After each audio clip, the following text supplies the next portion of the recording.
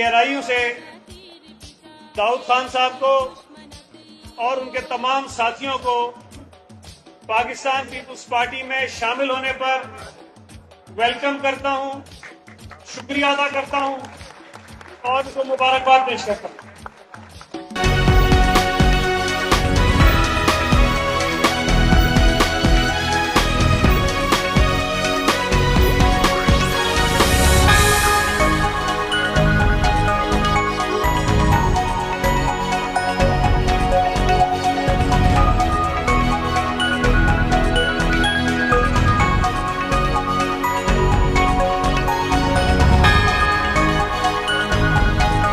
फख्र है कि मेरा चेयरमैन बिलावल भुट्टो जरदारी साहब, उन्होंने ये बेड़ा उठाया। और मैं आपको बता रहा हूं, ये बात, मैं कराची का सदर हूं पीपुल्स पार्टी का।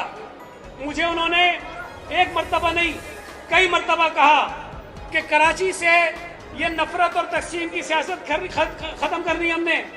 यहां तमाम लोगों को, मुख्तलिफ रंगो नस्ल के लोगों को, जिनके जहनों में ये घुसा दिया गया है, ये भर दिया गया है कि पीपुल्स पार्टी सिंधियों की पार्टी है, ये खत्म करना है। पीपुल्स पार्टी सिंधियों की पार्टी नहीं है, पीपुल्स पार्टी हर पाकिस्तानी की पार्टी है।